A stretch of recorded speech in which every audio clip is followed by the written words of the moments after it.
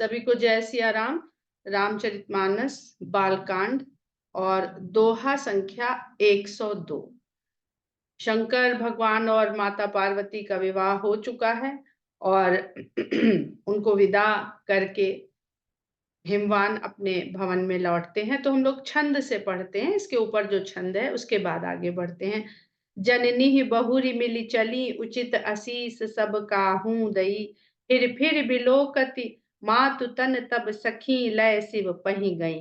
जाचक सकल संतोषि शंकर, उमा सहित भवन चले। सब अमर हरखे सुमन बरख निशान, नभ बाजे भले। चले संग हिमवंतु तब पहुँचावन अति हेतु, विविधि भांति परितोषु करी, विदा कीन्ह वृषकेतु। तो शंकर भगवान ने हिमवान को बहुत तरह से संतुष्ट करके वापस भेजा कि आप जाइए, आपकी कन्या का खूब ख्याल रखेंगे, उसकी बहुत प्रेम से रखेंगे। और जैसे भी उन्होंने संतुष्ट किया हिमवान को, और हिमवान को वहां से वापस लौटाया। तो जब हिमवान वापस लौट करके आए तो देखिए पूरी अपनी संस्कृति किस तरह से इन छोटे छोटे प्रसंगों से हमें सीखने को मिलती है। क्योंकि मेरा क्या सभी का मानना है कि रामचरितमानस में संस्कृति भी है। तो अगर आप इसको पढ़ते रहेंगे और ये आगे अपनी पीढ़ी को देते रहेंगे तो आप कुछ सिखा पाए न सिखा पाए, रामचरितमानस से वो हमारी भारतीय संस्कृति को अच्छे से सीखते रह पाएंगे। कहते हैं कि तुरत भवन आए गिरिराई, सकल सैल सर लिए बुलाई। जब शंकर भगवान से उन्होंने भेज दिया उन्हें, तो वो तुरंत फिर अपने भवन में आए और आकर के उन्होंने सभी पर्वतों और सरोवरों को बुलाया। अब ये पर्वत और सरोवर क्या है, इसके हम पहले भी बता चुके हैं कि इससे क्या तात्पर्य है। आदर दान विनय बहुमाना, सब कर विदा कीन्ह हिमवाना। और आदर सहित बहुत विनम्रता और बहुत मान देते हुए उन लोगों को भी दान दिए। मतलब जो अतिथि आए थे उनको उन्होंने उसी तरह रिटर्न गिफ्ट के साथ उनको विदा किया। सब कर विदा कीन्ह हिमवाना। और इस प्रकार हिमवान ने सबको विदा किया। जब ही शंभु कैलाश ही आए, सुर सब निज निज लोक सिधाए। जब शंकर भगवान कैलाश पर्वत पर पहुंच गए तब देवता लोग अपने अपने लोक को चले गए। जगत मातु पितु शंभु भवानी, तेहि सिंगारु न कहूं बखानी। तुलसीदास जी कह रहे हैं क्योंकि शंकर भगवान और पार्वती माता पूरे जगत के माता पिता हैं, इसलिए उनके श्रृंगार का वर्णन हम नहीं करते करेंगे। अब यहाँ पर देखिए कितनी सुंदर बात है कि मर्यादा पुरुषोत्तम राम के चरित्र का तुलसीदास जी जब रचना कर रहे हैं ग्रंथ की, तो स्वयं कितना मर्यादा का पालन कर रहे हैं, एक रचयिता की मर्यादा का पालन कर रहे हैं। आजकल लोग कहते हैं कि जब इस तरह का कुछ भी लिखते हैं, अभिव्यक्ति प्रकट करते हैं, चाहे वो दृश्य से हो, चाहे वो संवाद से हो, जिसमें कि बहुत तरह की चीजें, हम लोग उसका नाम नहीं लेंगे, तो कहते हैं कि ये सीन की मांग थी, ये चरित्र की मांग थी, इसके बिना उस दृश्य का प्रभाव नहीं पैदा हो सकता था। पर तुलसीदास जी ये बता रहे हैं कि साहित्य जब आप मर्यादित व्यक्ति के चरित्र का वर्णन कर रहे हैं तो आपको हर मर्यादा का ध्यान रखना चाहिए। और यही श्रृंगार का वर्णन कालिदास जी ने कितने सुंदर ढंग से किया है। अब मतलब कहते हैं कि शायद सौंदर्य और श्रृंगार की पराकाष्ठा है जो कालिदास जी ने शिव और पार्वती के विषय में करी है, उतना जितना कुछ भी श्रृंगार का वर्णन संभव है आज कविता के क्षेत्र में, वो सब कालिदास जी कर चुके हैं। अगर किसी को देखना हो तो उसको देख लीजिए, कहीं भी कोई कोई चीज छूटी नहीं है। चाहे जिस गजल में या फिल्मी गाने में या श्रृंगारिक गीत में आप जो कुछ भी पाएंगे आपको बहुत नया लगेगा, वो कालिदास जी सब कुछ लिखे। एक बार कहते हैं कि शायद सूर्यकांत त्रिपाठी निराला के बारे में ये कथा प्रसंग है कि कवियों का नाम हम भूल रहे हैं, वो उनके घर गए तो अंदर से दरवाजा बंद था और वो बहुत जोर जोर से तुलसीदास जी को बक रहे थे, बुरा भला कह रहे थे। तो उन्होंने दरवाजा खटखटाया और खोला तो उन्होंने कहा भाई इतनी नाराजगी क्यों है। तो कह रहे हैं क्या रचे, उन्होंने कुछ छोड़ा ही नहीं है। तो इस तरह से हम लोग पढ़ते नहीं, इसलिए हमको लगता है कि हमने आज ये पहली बार इस तरह का लिखा है। परंतु अगर हम पढ़ेंगे तो पाएँगे कि सब कुछ रचा जा चुका है, कुछ छूटा नहीं है। पर ठीक है, अपने-अपना अनुभव, अपनी-अपनी अभिव्यक्ति, मनुष्य का स्वभाव, उसकी बुद्धि ये करना चाहती है तो उसमें कोई दोष नहीं है। वो अपनी प्रसन्नता के लिए लिखता है, अपने संतोष के लिए लिखता है। तो कहते हैं कि जब ही शंभु कैलास ही आए, सुर सब निज निज लोक सिधाए, जगत मातु पितु शंभु भवानी, तेहि सिंगार न कहऊँ बखानी, करहि विविध विधि भोग विलासा, गणन समेत बसहि कैलासा। वो विभिन्न प्रकार से भोग और विलास कर रहे हैं कैलाश पर्वत पर, अपने गणों के समेत वहां पर वास कर रहे हैं। देवता चले गए और गण अभी भी वहां पर हैं, शंकर भगवान के साथ कैलाश पर्वत पर। हर गिरिजा बिहार नित नयऊ, एहि विधि विपुल काल चल गयऊ।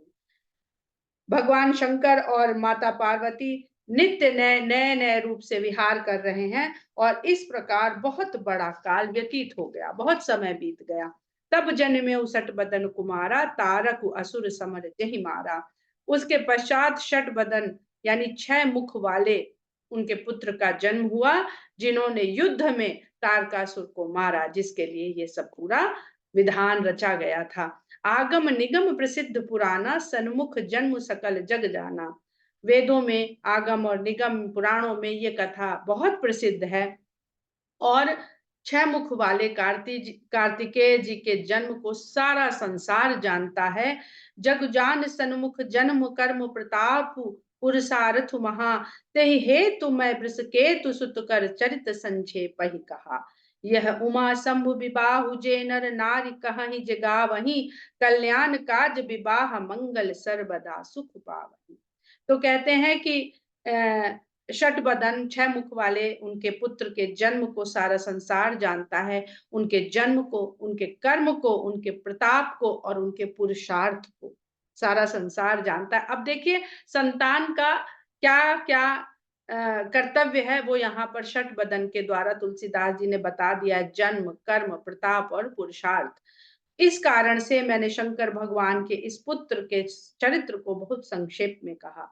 यह उमा शंभु विबाहु जे नर नारी कहि जगावही। पार्वती और शंकर जी के विवाह के इस प्रसंग को जो स्त्री और पुरुष गाएंगे, पढ़ेंगे नहीं, गाएंगे।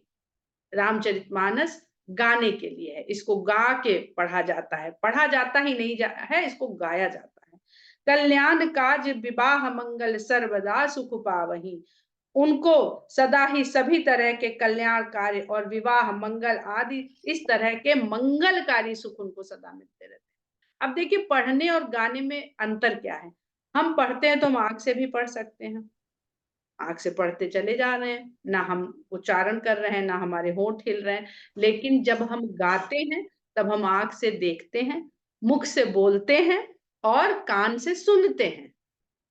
तो इस प्रकार की प्रक्रिया में और जो उसमें संगीत जुड़ जाता है, वो एक आनंद की भी उसमें योगदान कर देता है, जोड़ देता है। तो इस प्रकार से हम श्रुति जो कान से जाता है वो अमृत हो जाता है। अभी आगे बहुत पढ़ेंगे इसके बारे में, बहुत सारे चौपाइयों दोहों में तुलसीदास जी इस बात का वर्णन करेंगे। और शंकर भगवान के द्वारा जब हम लोग पढ़ रहे थे बालकांड के आरंभ में, वहां पे भी यही था कि ये जो वर्षा, राम कथा रूपी वर्षा जब मेघ, संतों के मेघ रूपी वाणी से बरसती है, मेघ रूपी वाणी, तो वाणी जाती कहाँ से है? वाणी जाती है कानों से ही भीतर जाती है और वो फिर जाकर के हृदय रूपी जो गहरा गड्ढा वहां होता है, वहां जाके स्थिर हो जाती है, रुक जाती है, इकट्ठी हो जाती है। अगर कान नहीं होंगे तो वो खाली बरसे तो वाणी बरसेगी पर वो टिकेगी नहीं। वो टिकेगी तभी, यहाँ पड़ेगा पानी और धार फट से नीचे गिर जाएगी। तो वो कान से ही वो जलधार भीतर प्रवेश करती है। तो वो फिर यहाँ पर इसलिए बता देते हैं कि गाइए। अगर संत की संगत में है तो वो गा रहा है तो सुनिए, और अगर अपनी संगत में है तो गाइए, आपको सारे फल मिलेंगे, सारा सुख और सारा आनंद मिलेगा।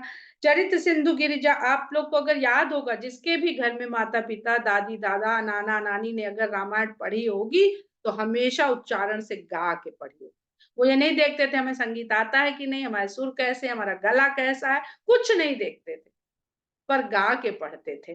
चरित सिंधु गिरिजा रमन बेद न पावहि पारु बरन तुलसीदास की में अति मति मंद। कहते हैं कि जो पार्वती माता और शंकर भगवान का जो चरित्र है वो समुद्र के समान है, जिसका पार वेद भी नहीं पाता। और बड़ा सुंदर शब्द लेते हैं गिरिजा रमन। बरने तुलसी, अब ये जो शब्द हैं, जो भी गिरिजा रमन, सीता रमन, राधा रमन, ये बहुत सुंदर शब्द हैं अपने आप पे। जहां गिरिजा रमन करती हैं, दोनों को ही आप देखेंगे क्यों, इसमें भेद नहीं आप देख सकते कि कौन किस में रमन करता है। वही अग्नि और ताप वाली कहानी है कि अग्नि में ताप है कि ताप में अग्नि है, कौन किससे है हम कभी नहीं समझ सकते, उसको अलग करके समझा ही नहीं जा सकता है। तो बुद्धि न लगाए, जो है उसको आप स्वीकार करें। तो कहते हैं कि वो वेद भी उसका पार नहीं पाते हैं, उस चरित्र सिंधु का। तो वर्णय तुलसीदास में, तुलसीदास जी उसका वर्णन कैसे करें, मैं तो बहुत मतिमंद और गंवार व्यक्ति।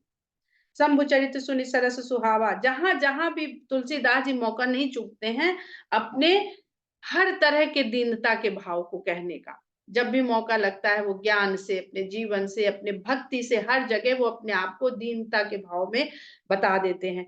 शंभु चरित्र सुनि सरस सुहावा भरद्वाज मुनि अति सुख पा। अब ये सब कथा कही क्यों गई, इसका अब यहाँ पर रहस्य उद्घाटन होने जा रहा है, तो बहुत ध्यान से सुनिए, समझिएगा। कहते हैं कि शंकर भगवान के इस सुंदर रस भरे चरित्र को जो सुनाया याज्ञवल्क्य जी ने, उसको सुन करके भरद्वाज मुनि ने बहुत सुख पाया।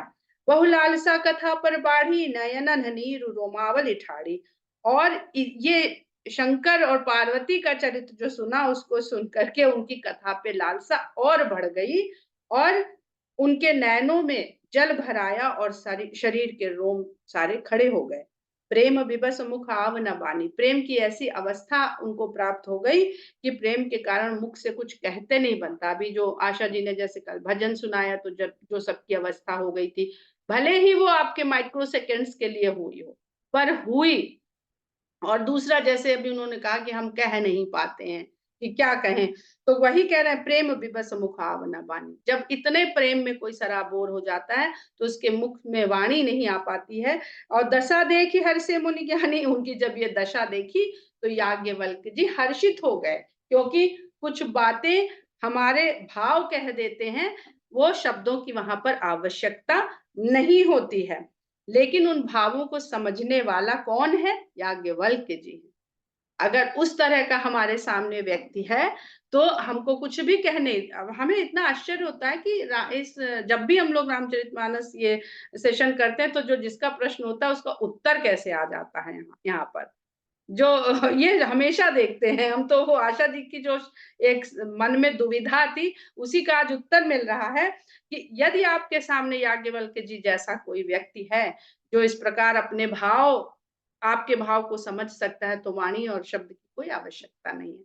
लेकिन चूंकि हम लोग संसार में रहते हैं, न तो हम भरद्वाज मुनि की तरह भाव विहल होने की क्षमता है हमें, और ना हमारे सामने वाले के भीतर याज्ञवल्क्य जैसा भाव है, तो बेहतर है कि हम अपने शब्द उसको पहुंचा दें। अहो धन्य तव जन्म मुनीसा, तुम्हें प्राण सम प्रिय गौरीसा। और याज्ञवल्क्य जी कहते हैं, मुनीश्वर आपका जन्म धन्य हुआ, क्योंकि आपको गौरीश यानी शंकर भगवान, तुम्हें प्राण सम प्रिय गौरीशा, अपने प्राणों के समान आपको शंकर भगवान प्रिय। कथा सुनने किसकी आए थे, कि राम की कथा बखानी है। शिव पद कमल जिन्हि रति नाही, राम ही ते सपने न सुहानी। जिनको शंकर जी के चरण कमल में कोई भी प्रीति नहीं है, राम ही ते, राम को वो स्वप्न में भी नहीं सुहाते हैं। बिनु छल विश्वनाथ पद नेहु, राम भगत कर लक्षणेहु। बिना छल के जिनका विश्वनाथ के चरणों में स्नेह होता है, यही स्नेह राम भक्त होने का पहला या पूरा लक्षण है, कि शंकर भगवान के चरणों में आपका स्नेह है, प्रेम है। तो कैसे एक रूपता हो रही है शिवत्व और रामत्व की। ये शंकर और राम कोई अलग अलग नहीं है, ये इस सृष्टि में और व्यक्ति के भीतर उस अवस्था को खाली बताते हैं कि शिवत्व क्या है और रामत्व क्या है। ये एक क्रिया प्रक्रिया होती है, शिवत्व से रामत्व की और रामत्व से शिवत्व की ओर। पिछले सेशन में हमने एक अपना आर्टिकल शेयर किया था शिवत्व और रामत्व के संबंध में, अगर मुझे कहीं मिलेगा तो दोबारा से इस पर शेयर कर देंगे। शिव सम को रघुपति व्रतधारी, बिनु अघ तजी सती असी नारी। अब क्या रहस्य है? अब देखिए, भक्त जो राम को जानना चाहता है उसका किस तरह का लक्षण होना चाहिए, किस तरह का भाव होना चाहिए, क्या समर्पण होना चाहिए, भक्ति है क्या, ये बताने का प्रयास हो रहा है। कहते हैं कि रामचंद्र जी के लिए प्रेम रूपी व्रत को धारण करने वाला शंकर के समान भला दूसरा कोई कहाँ है, बिनु अघतजी, जिन्होंने बिना किसी पाप के सती जैसी स्त्री का, पत्नी का त्याग कर दिया। अब अगर हम लोग देखें तो रामचंद्र जी ने सीता का परित्याग किया, उसकी आलोचना आज तक हुई, और शंकर जी ने परित्याग नहीं त्याग किया। त्याग और परित्याग के अंतर को समझना पड़ेगा। त्याग आपने अपने से उनका पूरी तरह से त्याग कर दिया, तो त्याग कर दिया तो सती को देह छोड़नी पड़ी, क्योंकि उन्हें फिर से उनसे मिलना था। और परित्याग होता है किसी पराये लोगों के कहने के कारण रामचंद्र जी ने सीता जी का कभी कहीं किसी ने पढ़ा है कि राम ने सीता का त्याग किया? परित्याग। तो जो हिंदी के विद्वान हैं वो इस पर काम करें और इसको समझाएं आके कि त्याग और परित्याग का अर्थ क्या है, उसमें भेद क्या है, ताकि जो बात हम नहीं कह पा रहे हैं, समझते हैं नहीं कह पा रहे हैं, वो लोगों को और भी अधिक स्पष्ट हो सके। तो बिनु अघ तजी सती असी नारी।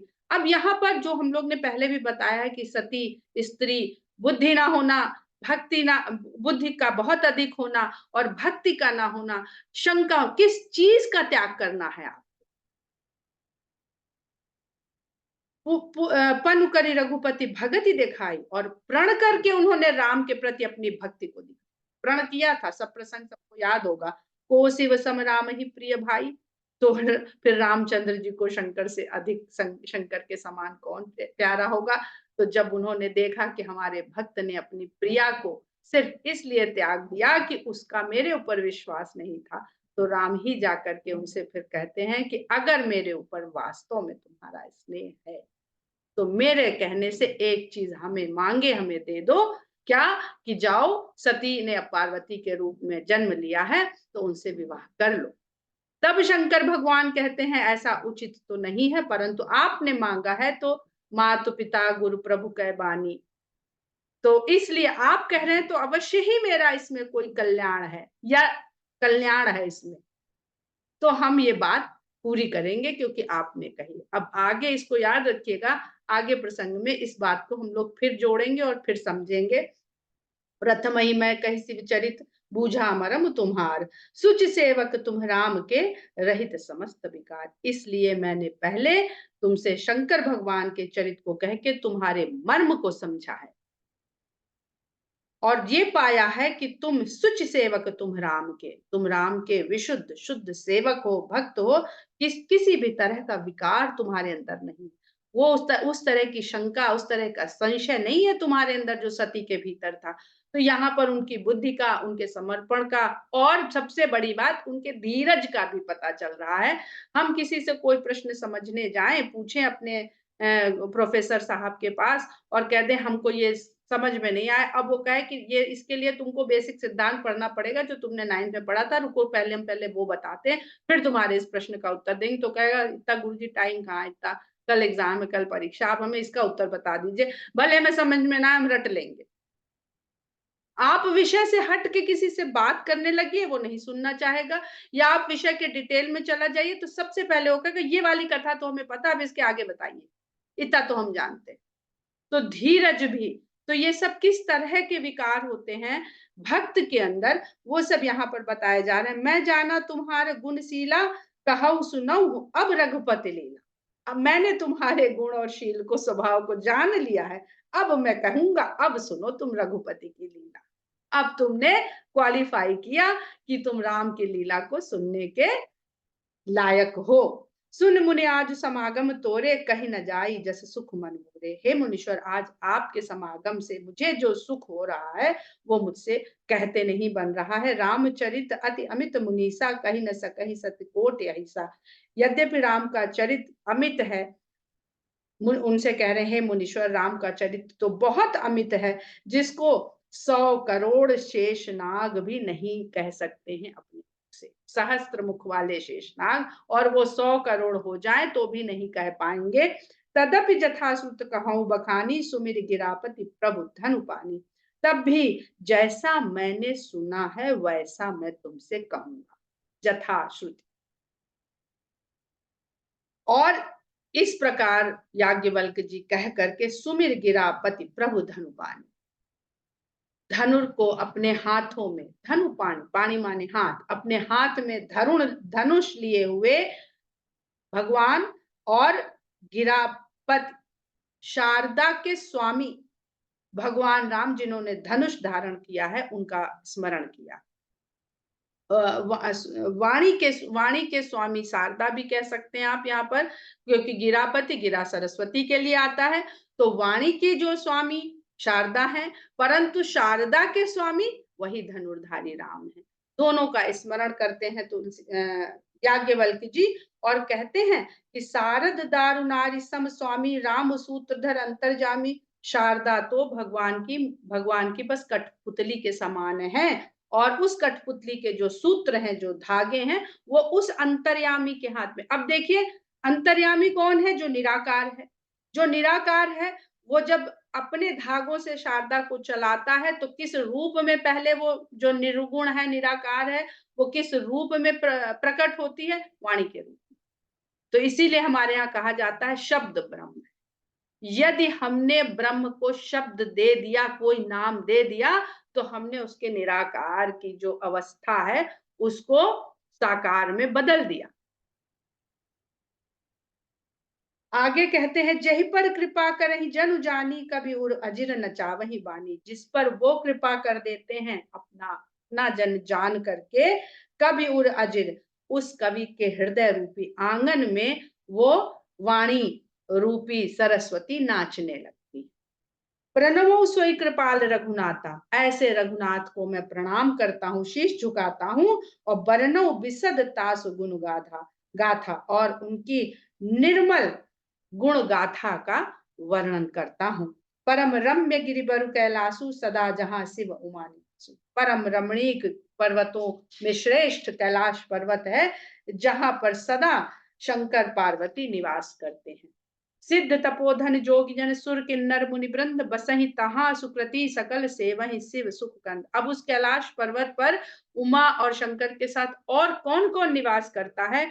तो सिद्ध लोग, तपस्वी लोग, योगी लोग, देवता लोग, किन्नर लोग और श्रेष्ठ मुनियों के समूह वहां पर, जो पुण्य सब तरह के पुण्य कर्म कर चुके होते हैं, वो वहां पर बसते हैं और सदा सदा सदा आनंद के कंद रूप शंकर जी की सेवा में लगे रहे।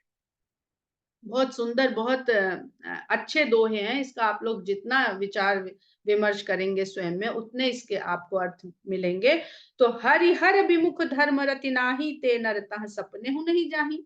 अब कौन कौन नहीं वहां कैलाश पर्वत पर पहुंच पाते हैं? जो भगवान शंकर और भगवान विष्णु से विमुख और जिनकी धर्म में कोई रति नहीं, धर्म से कोई लगाव नहीं है, ऐसे मनुष्य वहां स्वप्न में भी नहीं जाते हैं। तही गिर पर बट बिटप विशाला, नित नूतन सुंदर सब काला। उसी पर्वत पर एक विशाल वट वृक्ष है, जो सब कालों में सुंदर और नवीन रहे। बहुत सुंदर प्रसंग है ये, पूरा आध्यात्मिक यहाँ पर बखान हो रहा है। त्रिविध समीर सुशीतल छाया, शिव विश्राम बिटप श्रुति गाया। वहां पर यहाँ कैलाश पर्वत का ये वातावरण का वर्णन हो रहा है। वहां पर त्रिविध समीर सदा बहता रहता है और उस वट के छाया सदा शीतल बनी रहती है। अब देखिए, कैलाश में तो वैसे ही इतना जाड़ा, जाने कितने -डिग्री टेम्परेचर होता होगा, वहां भला इस शीतल छाया की आवश्यकता है किसी को? शीतल छाया तो वहां चाहिए जहां सूरज तप रहा हो। ये कौन सी छाया है, कौन सी शीतलता है, कौन सा कैलाश है, कौन सा वट वृक्ष है, ये अब आप लोग सब समझते हैं, क्योंकि हम लोग इसका बार बार इसका वर्णन कर चुके हैं, इसके तात्पर्य समझ चुके हैं। तो शिव विश्राम बिटप श्रुति गाया, शंकर जी उस वृक्ष के नीचे विश्राम करते हैं, ऐसा श्रुतियों में गाया जाता है। एक बार ते ही तर प्रभु गयो तरु बिलोक उर अति सुख भयो। एक बार की बात है कि भगवान शंकर उस वृक्ष के नीचे आते हैं और वृक्ष को देख करके बहुत सुखी होते हैं। निज कर डासी नाग रिपुछाला, बैठे सहजय शंभु कृपाला।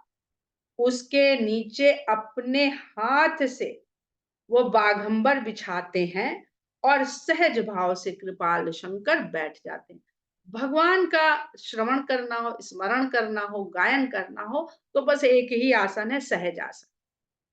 सहज आसन में बैठ जाइए, जिसमें आपको सहजता हो। अपना जरा उससे ना कि जरा बिछाओ चल के, अपने जो आपके यहाँ हेल्प करने वाले लोग होंगे या पति हैं तो पत्नी से कह देते हैं, दौड़ दौड़ के पत्नियां सामान वामान रखने लगती हैं। तो अपने हाथ से आसन शंकर भगवान बिछा रहे हैं बैठने के लिए।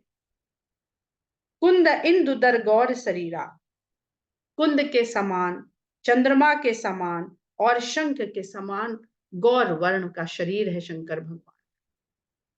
कुंद पुष्प होता है जिसको मोगरा भी कहते हैं, सफेद रंग का पुष्प है। तो ऐसा उनका उज्जवल रंग है उनके शरीर का। भुज प्रलंब परिधन मुनि चीरा, लंबी लंबी भुजाएं हैं और जो उन्होंने परिधान पहन रखा है वो मुनि चीर है, मुनियों के द्वारा पहना जाने वाला वस्त्र है, यानी वलकल है। अब देखिए शंकर भगवान वलकल पहनते हैं और रामचंद्र जी जब वनवास में जाते हैं तो राजसी वेशभूषा त्याग देते हैं और वो परिधान पहनते हैं जो शंकर भगवान का बहुत स्वाभाविक परिधान। तो एक रूपता है, दोनों एक दूसरे के भक्त भी हैं और दोनों एक दूसरे के भगवान भी हैं। तो एक रूप होना पड़ेगा अपने भगवान से।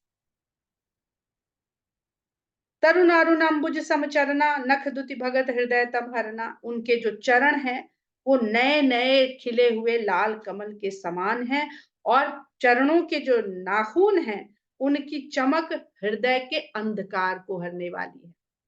उनके चरणों में हमारा ध्यान रहेगा तो उनके नाखून की चमक भी हमारे हृदय के अंधकार को दूर कर देगी। तो पूर्ण दर्शन हमको क्या प्रदान करेगा हम नहीं जानते हैं। हम पाएंगे अगर, पर उसका बखान हम कर ही नहीं पाएंगे। भुजग भूति भूषण त्रिपुरारी, आनन शरद चंद छबिहारी। उनके आभूषण, शंकर भगवान के आभूषण भभूत और सर्प हैं और आनंद शरद चंद छबिहारी, और उनका जो मुख है वो शरद के चंद्रमा की छवि को हरने वाला है, उससे भी ज्यादा सुंदर है। जटा मुकुट सुर सरित सिर, लोचन नलिन विशाल, नीलकंठ लावण्य निधि सोह बाल विदुभाल। उनका जो मुकुट है वो जटाओं से बना हुआ है, जिस पर सुर सरित सिर, जहां पर गंगा जी विराजमान हैं और उनके नयन विशाल कमल कमल के समान विशाल हैं। कंठ उनका नीला है, सुंदरता की खान है, लावण्य निधि, ऐसी सुंदरता जिसमें बहुत कोमलता, जिसको लावण्य कहते हैं। और उनके मस्तक पर छोटा चंद्रमा सुशोभित हो रहा है जिसे दूज का चंद्रमा। अब बहुत सारे संप्रदाय के लोग जिस चंद्रमा को पूजते हैं आप समझ सकते हैं कि वो ईश्वर के किस रूप के किस आभूषण को पूजते हैं। प्रतीक सबको लेना पड़ता, हम चाहे सगुण को माने चाहे निर्गुण को माने, क्योंकि मनुष्य की बुद्धि बिना प्रतीक के ईश्वर को समझ ही नहीं सकती है, जुड़ ही नहीं सकती। बैठे सोह काम रिपु कैसे, धरे शरीर शांत रसु जैसे। इस चौपाई में दो शब्द मुझे बहुत अच्छे लगते हैं, काम रिप और शांत रसु। किससे किस चीज की प्राप्ति होगी ये बड़े आसानी से उन्होंने कह दिया। वहां पे बैठ के काम रिपु, काम के शत्रु वहां बैठ के ऐसे शोभायमान हो रहे हैं जैसे शांत रस स्वयं शरीर धर के वहां पर बैठ गया। जब हम काम के शत्रु बनेंगे तभी हम शांत रस को, उस अवस्था को प्राप्त होंगे। पार अब इसीलिए सब किसको भस्म किया किसको जलाया ये सब यही है, हमारी तैयारी हो रही है राम की लीला सुनने के लिए। पार्वती भला अवसर जानी, गई शंभु पहि मातु भवानी। पार्वती जी ने देखा आज बहुत बढ़िया शांत चित्त होकर के बढ़िया वृक्ष के नीचे बैठे हो, ये अवसर अच्छा है। आज कोई गण वण भी पास में नहीं है, कोई दुनिया का भक्त भी नहीं है, कहीं से कोई ऐसी वो भी नहीं आ रही तपस्या कर रहा अभी उठ के चल देंगे, लगता है शांति से बैठे। आज कुछ काम धंधा जरा कम है इनके पास, तो कहती हैं ये अवसर अच्छा है और ये अवसर उचित जान करके माता भवानी शंकर भगवान के पास पहुंचती हैं। जानी प्रिया दरु अति कीन्हा वाम भाग आसन वाली। वो देखिए वहीं से पलटने लगी कथा जो सती के साथ हम लोगों ने पढ़ी, सामने स्थान दिया था। तो किस प्रकार तपस्या के बल से जब विकार दूर कर हो गए सारे, तो जान प्रिया आदर कीन्हा वाम भाग आसन वाली। यहाँ से बहुत सुंदर प्रसंग है और समय हम लोगों का पूरा हो गया है, इसलिए इस चौपाई के आगे का हम लोग अध्ययन कल करेंगे। जय सिया राम।